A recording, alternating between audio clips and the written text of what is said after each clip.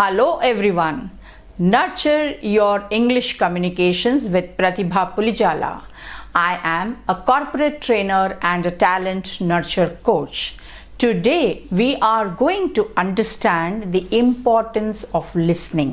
అంటే మనం ఎప్పుడైనా కూడా ఇంగ్లీష్ స్పష్టంగా నేర్చుకోవాలి, అర్థం చేసుకోవడం చాలా ఇంపార్టెంట్.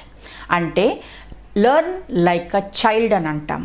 అంటే చిన్నపిల్లలని మీరు బాగా అబ్జర్వ్ చేస్తే వాళ్ళు ఎప్పుడైనా కూడా పెద్దవాళ్ళు ఏం మాట్లాడుతున్నారు అంటే వాళ్ళు మాట్లాడే స్టేజ్లో now this is applicable for everybody. అంటే మీరు ఏ స్టేజ్లో ఉన్నారు, మీరు మరీ బిగినర్స్లో ఉన్నారా, మీరు కొంచెం ఆల్రెడీ మీకు కొంచెం కమ్యూనికేషన్ వచ్చు కానీ ఫ్లూయెన్సీ కావాలనుకుంటున్నారా, లేదు ఫర్ ఎగ్జాంపుల్ నేను ఇప్పటికి కూడా ఏదైనా సెమినార్స్కి అటెండ్ అయినప్పుడు ఎక్కడైనా నేను డెలివర్ చేయాలంటే నేను బాగా వేరే వాళ్ళను నాకన్నా ఎక్కువ ఫ్లూయెంట్గా మాట్లాడే వాళ్ళను తప్పకుండా అబ్జర్వ్ చేస్తాను, వింటాను. సో లిస్నింగ్ బాగా విని పిల్లలు అబ్జర్వ్ చేస్తారు. అబ్జర్వ్ చేసేటప్పుడు ఏం అబ్జర్వ్ చేస్తారంటే వాళ్ళు మాట్లాడేటప్పుడు ఏమంటున్నారు అది వాళ్ళు చూస్తారు, దేన్ని కోసం అంటున్నారు, ఆ వర్డ్స్ ఏంటియో తెలియదు, వాళ్ళకి గ్రామర్ ఏంటిదో తెలియదు, వాళ్ళకి అది ఎందుకు మాట్లాడుతున్నారని మీనింగ్లోకి వెళ్ళరు, వాళ్ళు ఒట్టి అబ్జర్వ్ చేస్తారు, వాళ్ళు లిసనింగ్ చేస్తారు. ఆ లిసనింగ్ అనేది చాలా చాలా ఇంపార్టెంట్. ఆ లిసనింగ్ చేసేటప్పుడు వాళ్ళు ఒక జెండర్ విషయం మాట్లాడుతున్నారా, ఫర్ ఎగ్జాంపుల్ వాళ్ళ ఇంట్లో మీరు పనులని మాట్లాడేటప్పుడు ఆమె ఆయన అనే తేడా కూడా వాళ్ళకి తెలియదు. సో వాళ్ళు రిపీట్ చేసేటప్పుడు దాన్ని హీ బదులు షీ అంటారు, షీ బదులు ఈ అంటారు, ఆమె వెళ్ళింది అని అంటారు డ్రైవర్ని. మనం అప్పుడు వాళ్ళని కరెక్ట్ చేస్తాం, అది ఆమె కాదు అయినా. సో దాంట్లో పెద్ద డిఫరెన్స్ ఏమనిపించదు. పిల్లలని అలా మిస్టేక్ చేసినప్పుడు అలా కరెక్ట్ చేస్తాం. అలాగే మీరు కూడా అలా విన్న తర్వాత మీరు ప్రాక్టీస్ చేసేటప్పుడు మీ సరౌండింగ్లో ఉన్న వాళ్ళు మిమ్మల్ని సింపుల్గా కరెక్షన్ చేసేస్తారు. అప్పుడేమవుతుంది, మీరు ప్రాక్టికల్గా యూజ్ అవుతున్నప్పుడు మీరు అన్నీ గుర్తుపెట్టుకొని, అంటే మగవాళ్ళని హీ అనాలి, ఆడవాళ్ళని షీ అనాలి, ప్లూరల్ అంటే ఎస్ పెట్టాలి, లేదంటే పెన్ అంటే ఒట్టి పెన్ అనాలి, ఎక్కువ ఉంటే పెన్స్ అనాలి, పెన్సిల్ అనాలి, అలా పెన్సిల్స్ అనాలి. ఇవన్నీ గుర్తుపెట్టుకునే బదులు సింపుల్గా వినేటప్పుడు పిల్లలు ఫర్ ఎగ్జాంపుల్ వాళ్ళకి ఐ వాంట్ 1 2 3 పెన్సిల్ అని అంటారు. మనం అప్పుడు వాళ్ళకి చెప్తాము పెన్సిల్స్. ఎందుకు, ఎక్కువ ఉన్నాయి కాబట్టి పెన్సిల్స్. 4 పెన్సిల్ 5 పెన్సిల్ అని అనకూడదు అని కరెక్షన్ చేస్తాం. అలాగే ఇట్లాంటి అబ్జర్వేషన్స్ మీరు ఎవరినైతే వింటారో మీరు అబ్జర్వేషన్ చెయ్యండి. అది ఎందుకు అంటున్నారు, ఏమంటున్నారు, ఇది లిస్నింగ్ స్కిల్స్ అన్నమాట. లిసన్ చేసేటప్పుడు అబ్జర్వేషన్ కూడా అంతే ఇంపార్టెంట్గా అబ్జర్వ్ చేయాలి. ఈ వర్డ్ని వాడారు, అది దేనికి వాడారు, ఇప్పుడు మీకు కొన్ని ఎగ్జాంపుల్స్ ఇచ్చాను నేను. అలాంటి అబ్జర్వేషన్స్ చేసి ఇమీడియట్గా మీరు యూజ్ చేస్తున్నప్పుడు ఆ కరెక్షన్స్ అయిపోతుంటే మీకు ఇమీడియట్గా మీరు దాన్ని కరెక్ట్ చేసుకోవచ్చు. లేదంటే అన్నీ గుర్తుపెట్టుకోవడం, గ్రామర్ నేర్చుకోవడం, ప్లూరల్ అంటే ఏంటి, వర్బ్ అంటే ఏంటి అలా అనకుండా you make it very simple, like a child. Listen like a child, use practically like a child. This listening skill anedi effective communication lo very very important, because until and unless you don't understand, you will not be able to talk correctly. Confusion untundi. So while you listen, you try to understand. Okay, so that is very important. Secondly, for example పిల్లల్ని మనం ఎప్పుడైనా చూస్తాము. ఇప్పుడు for example I am going to play. Okay, I am going to playing అంటారు, అది వాళ్ళకి అర్థం అవ్వదు. గోయింగ్ టు ప్లే వాళ్ళు అనగానే వేరే వాళ్ళు కరెక్ట్ చేయగానే వాళ్ళ మైండ్లో ఫీడ్ అయిపోతుంది.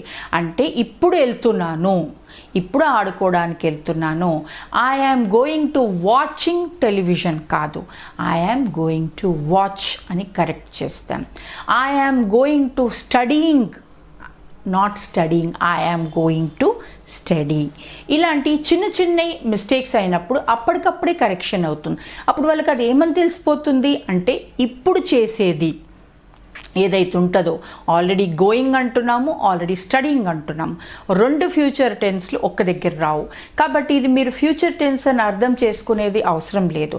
ప్రెజెంట్ టెన్స్లో మాట్లాడేటప్పుడు going to play, going to cook, going to watch television, going to study అనేది మీకు ట్యూన్ అయిపోతుంది. యూ విల్ అండర్స్టాండ్, అంటే ఇప్పుడు నేను ఏదైతే చెయ్యబోతున్నానో this is how I should do అని చెప్పేసి మీరు దాన్ని అండర్స్టాండ్ క్లియర్గా మీకు అర్థమవుతుంది.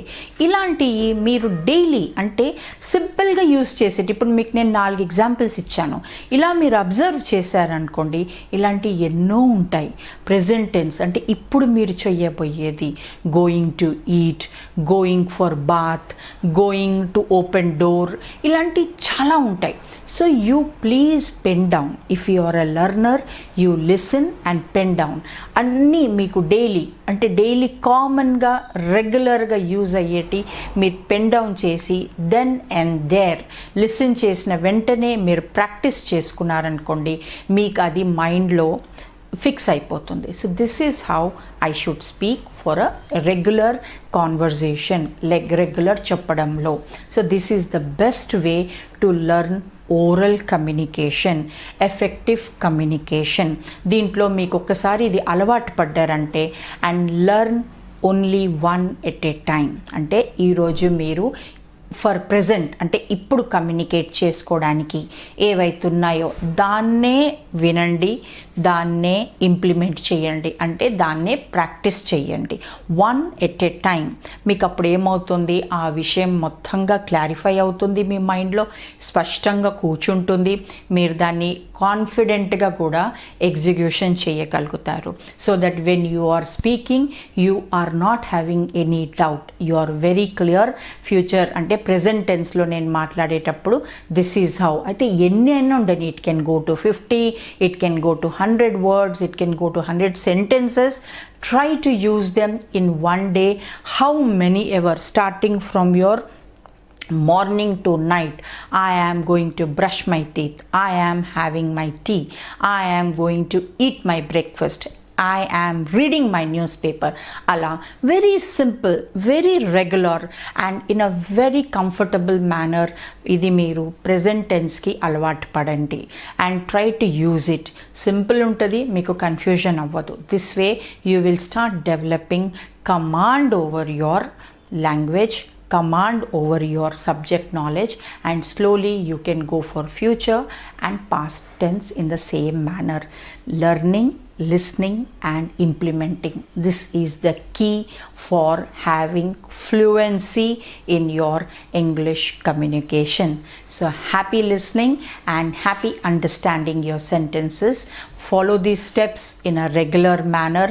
నర్చరింగ్ అంటే మీరు ఎప్పుడైనా కూడా ఒక మొక్కను నాటిన తర్వాత మీరు దాన్ని రోజు నీళ్ళు పోస్తారు, రోజు అబ్జర్వ్ చేస్తారు, అది ఎలా పెరుగుతుంది, దానికి ఏమవుతుంది. అలాగే ఇంగ్లీష్ కూడా దీన్ని మీరు ఒకసారి నేర్చుకోవాలి, ఇంకా ఫ్లూయెన్సీ పెరగాలి కంటిన్యూస్గా అనుకున్నప్పుడు you should keep nurturing that language. ఒక్కసారి నేర్చేసుకున్నానని కాదు, daily you should keep practicing on it, then only you will start getting fluency and command over the subject. Okay, thank you very much, best of luck.